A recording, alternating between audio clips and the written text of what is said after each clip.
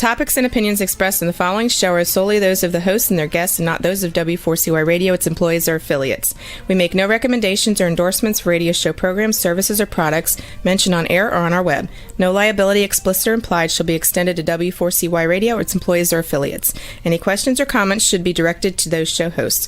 Thank you for choosing W4CY Radio. Welcome to the Ask the Expert show on W4CY Radio and Talk4 TV, where we bring you educational information from top local experts in the fields of legal, health, financial, and home improvement. Now sit back and listen to experts in family law, association law, hearing loss, business brokers, home care, along with many other topics. Now here are your hosts, Steve-O and Sophia. Hey, good morning, Philadelphia. Welcome to another Ask the Experts show where we bring you the top experts for the last 16 years in the fields of legal, health, financial, and home improvement. Hey, this morning we got a great health show. We're going to be talking with the owner of Philly Wellness Center, one of our long-time experts. We're talking about functional medicine. And we always have a different topic every month with Katie. But this week, we're going to actually talk about her practice. Good morning, Katie. Good morning. How are you? Good to see you. You know, we always have a certain area of your practice that we talk about, but I want to talk about the whole practice. And I have got so many questions that you can describe to us and our listeners. But first, tell us about Philly Wellness Center. Philly Wellness Center is something that I created basically for myself, because I was hitting menopause and the weight gain and, the brain fog and the energy slumps and the skin sagging and all that kind of good stuff. So, all the amazing things that happen once you hit 50. But, and then kind of doing a deep dive into why these things are happening and what exists out there that can help, that it can slow the process down, reverse the process even. So it's taken me into, some areas that have been, really exciting. And I've gone down that path of functional medicine, regenerative aesthetics, and I have found just amazing things, and it's helped me amazingly too. And I don't know, but if you can see on my face is red right now, but we were doing some regenerative aesthetics and nitrogen plasma, working with that, just yesterday. So really exciting and novel technologies and stuff out there. So. I thought the sun came out in Philadelphia. you're out there tanning your face away. Exactly. So, a lot of people, when they hear wellness center, they go, well, that's just a spa. But you are so much more than just a spa. Yeah, no, we do have some pretty sick patients. We go from anywhere from people that who are really sick. I've had some significant brain injury patients, stroke patients, those types of things, up to, we have people that come in for some body contouring. But one of the things that I really look at, whether you're coming in for body contouring or because you had a stroke, is what's going on at the cellular level that's causing the issues that are happening. So I take a real look at membranes and mitochondria and how those cells are communicating, because that's the essence of everything. Ultimately, if you take all disease, it comes back to membranes and mitochondria and basically your messengers, which are hormones. So those three things are all at the cellular level, and they're responsible for everything from degenerative processes, whether it's, back pain or skin laxity. It's all the same thing in a different location. Well, there's a word that's thrown around, Katie, that most people don't even know what it means. I'm going to start off the show with peptides. What are peptides? Yeah, I mean, peptides are great. They're amino acids. And amino acids, if you build 50 amino acids or more, you get a protein, right? So most people are familiar with proteins, but the smaller building blocks of amino acids are peptides. And you know of lots of peptides, right? Insulin is actually a hormone peptide, right? But it's one of the original peptides. All the GLPs are peptides. But there's thousands of peptides that we know about. There might be thousands and maybe millions more that we don't know about. But the ones that we do know about have been really, really helpful for a variety of different things. So such as BPC. I must use BPC every day. So it's a healing peptide. It's actually a gastric peptide that the body makes. We've known about it since the 70s, right? They isolated it back in 1971 or something, and we've been using it ever since. But there's this real disconnect between biochemistry and clinical medicine. So it takes 20 to 25 years to go from bench science to actual integration into clinical science, into clinical medicine, which is crazy. I mean, that's somebody's entire career, what you learned in med school, and 25 years later, it's now finally making it in. And that's just not acceptable anymore, right? Because the advances in science have taken leaps and bounds. But, peptides are one of those things that kind of suffered from that, right? So there's all kinds of different peptides. So another one we use a lot is KPV, which is an amino acid. It's 3 different amino acids that are linked together, and that's used for inflammation. So it's potently anti-inflammatory. I actually use that a lot with weight loss. So because there's a lot of inflammation, like chronic inflammation, and adipose tissue gets chronically inflamed. So we use semaglutide, but we also add the KPV. There's another peptide called tesamorelin that was studied in diabetic patients, and diabetic patients have a lot of visceral fat, which is fat around the organs, and tesamorelin really attacks that visceral fat. So they've been using that for decades in some diabetic patients with tremendous results. So, I mean, this is just, there's this craze with peptides all of a sudden, and they think it's new, but they're not new. They've been around for 50 years that we've been using these peptides to various degrees. It's just, now you hear about peptides on shows like this or Joe Rogan, and people are interested in what they are and how they can help. And I mean, there's literally thousands. I'll have somebody come in and they're like, "Oh, I want peptides." I'm like, okay, like 2,000 peptides to choose from. Right. What exactly do we need here? Exactly. It's funny. We just got a text in from Barbara, and she said, I love watching your show. I really trust you. What do you think is the best injection, weight loss? I think you call them skinny injections. Yeah, so the peptides that I love the most are the GLPs. So, and I really like semaglutide a lot. Like it's one hormone. It works really well for most people. It's the least expensive. I do have some patients that can't tolerate the side effects, but they're very, very few and far between. And in which case we would switch to tirzepatide or retatrutide, something like that. And then I do have people that are adverse to GLPs. So other skinny injections, we use, again, the tesamorelin and KPV. That combination works really well. And it's not a GLP. It doesn't have, kind of the political backlash on it, if you will. And those things work really nicely for fat loss. Another one, even just lipotrophic C. So Lipo C has been great. It's been used for a long time.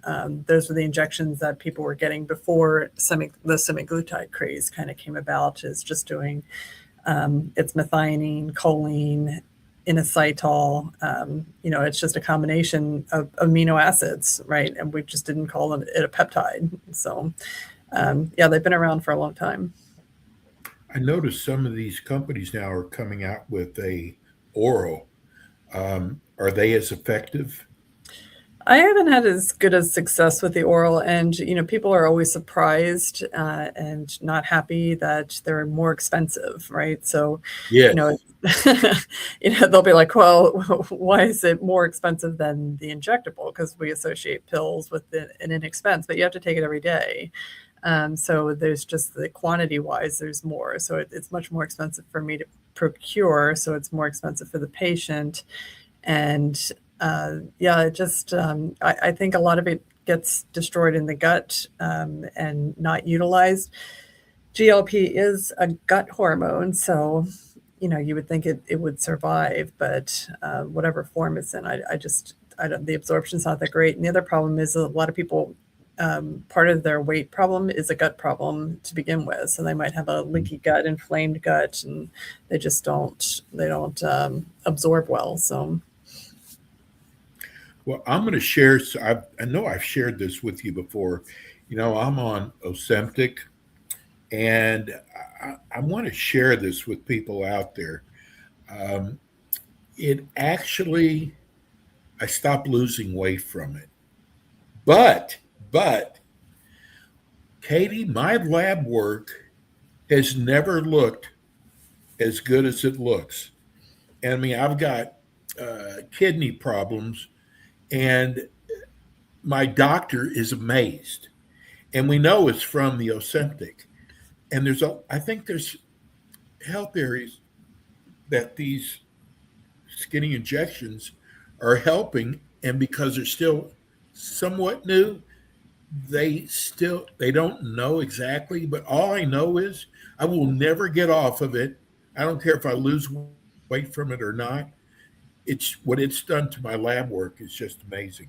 Yeah. Does that surprise you? No, yeah, I mean, we've seen a lot of that. I mean, we've seen reversal with it. We've seen people come off their Yes. blood pressure medications or diabetes medications. And yeah, it decreases inflammation, to some extent. You can certainly add KPV to that, to your regimen, if you were interested in taking peptides and even either the tesamorelin, which could reaccelerate fat loss, because you could be at the limits of what these semaglutide can do for you, and just adding a couple new things might re-stimulate something. Right. Well, and I've had, just so people know, because when they write about your show, they go, what about the side effects? Once in a while, I'll have a little nauseous, but it goes Mhm. away. Right. I mean, and that's been it. I have had no side effects at all. Yeah. Yeah. And most people don't. Like I said, maybe out of 100 people, I have one or two that just, they're so nauseous on it they can't take it, which is, it's fine. But it's a clue to something else. I'm like, well, you got some serious gut issues that we need to Yeah. work on. So let's I was work on that actually first.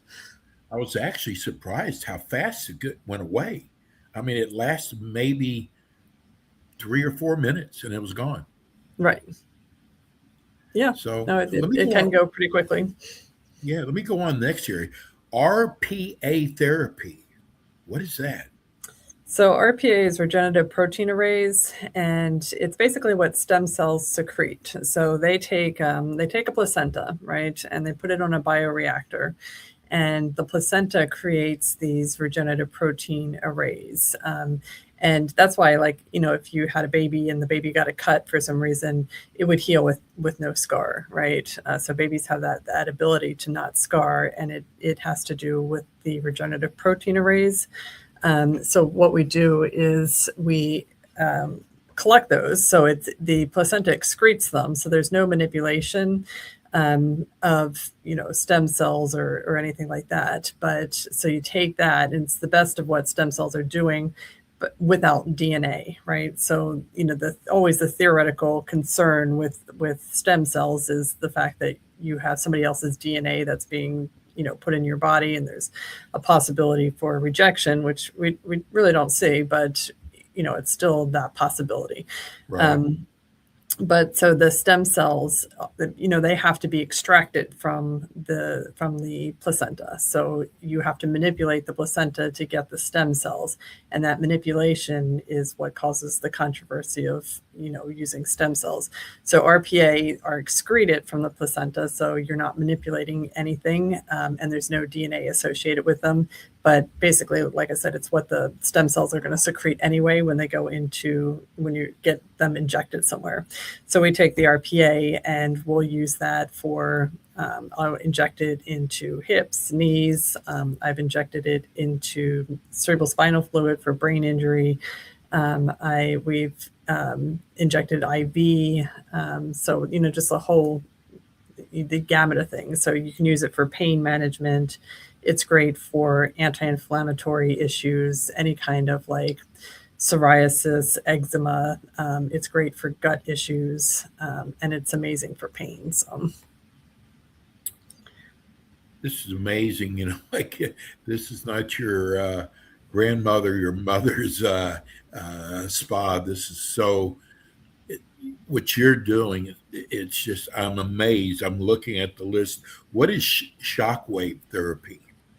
So shockwave therapy is acoustic sound wave therapy. I actually did one of those this morning, and it's really, really amazing. So it uses sound wave to stimulate the cells, right? So, if you've ever seen like Blast, you can see sound, right? And they have a video of, kind of exemplifying what shockwave does.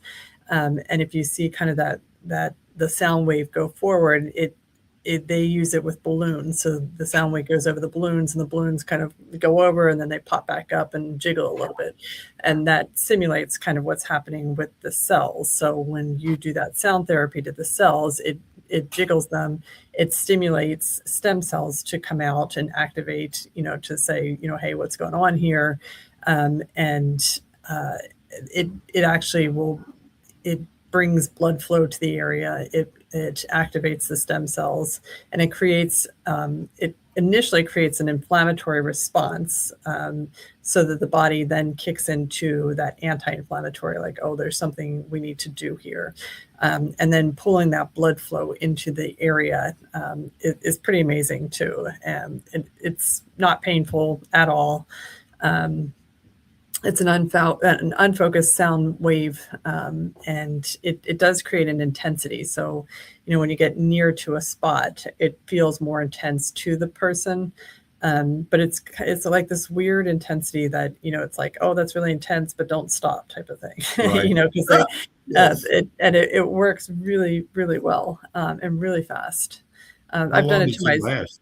It can last for, when you're in acute pain. So I hurt my back, ironically, picking up the soft wave machine, which was kind of heavy. And I pulled my back, and I did a couple treatments, a couple days in a row, and then it just went away. And for Wow. my chronic pain patients, we'll typically start off doing it every 3 to 5 days for the first 2 or 3 sessions. Then we go to a week. And then pretty quickly, they really don't need it, or they'll come in once a month, or, once a quarter or something, or they just stop coming. Katie, you just reminded me about something. Our number one requested topic, no matter what part of the country, this is 16 years for me, and I'm like shocked, but we're going to start making some changes on our show. Chronic pain is our number one requested topic. Does that surprise you? No, I mean, actually, when people come in, and when I first got the soft wave machine, it was funny because I would say, oh, now do you have pain? And everybody would laugh. And I'm like, why is that funny? And it's because everybody has pain. Everybody has some sort of pain, and you just learn to deal with it, or, you accept it, and you're just like, oh, there's nothing that can be done.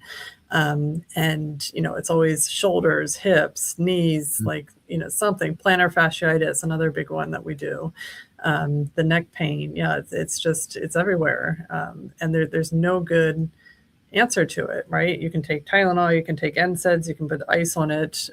But, Tylenol and NSAIDs, don't fix the problem. They just numb you from knowing that there's a problem. And, right. Exactly. And plus they have other like major side effects. So that's, it's fine. I'm not anti-Tylenol and NSAIDs. If you need them, take them, but it's not a long-term plan. It's not something that you should do for weeks on end. Like that's a terrible plan. If you walk into a GNC, which I don't go into, and you say, I want to lose weight, they're going to show you about 40 different brands of pills, supplements that they say will make you lose weight. I've always kind of laughed at that because, first of all, everybody's body is different. Mm-hmm. And, you just because maybe it's good for one doesn't mean it's good for another, but you actually do medical weight loss. Right. Tell me the different areas. We got a couple minutes. Tell me the different areas that you actually service for medical weight loss. So for medical weight loss, we do have a lot of different therapies, again, because not everybody wants GLPs and not everybody qualifies. Yes. But, we look at that aspect of it. We look at the inflammatory, we look at gut health, and we just have a lot of different modalities to attack what the problem is. A lot of times we'll do labs. We don't always necessarily start with labs, but if somebody's not losing weight or they're pretty complicated to begin with, it helps to do labs first, because knowing what someone's amino acid status is, knowing what their vitamin and mineral status is, or just their inflammatory markers makes a huge difference in our ability to get results in a decent timeline, right? Like we never want people to lose weight too fast. Our goal is like 1 to 2 pounds a week. Right. Because otherwise you will come in for regenerative aesthetics, because there's nothing, it's not a better look to have a lot of excessive skin that's all crepey and wrinkly, right? It's so losing weight at a slow pace, especially when you're older and your skin doesn't bounce back as quickly, is really important. Katie, how do people reach you to make an appointment? Yeah, so we're at Philly Wellness Center. You can go to our website, phillywellnesscenter.com, or you can call or text us at 215-709-9710. Katie, we so appreciate you. Katie will be back again with us next month. I've got so many more areas to go over with your practice, and we'll do it next month. Thank you so much, Katie, and have a wonderful Easter. Thanks, you too. Bye. Bye-bye. We're going to go to a break. We'll be right back. Thanks for tuning in today to the Ask the Expert show on W4CY Radio and Talk4 TV. Tune in next week and every week to hear more from our experts on personal injury, insurance, air condition repairs, estate planning, Medicare, and many other topics in the areas of legal, health, financial, and home improvement. See you next week.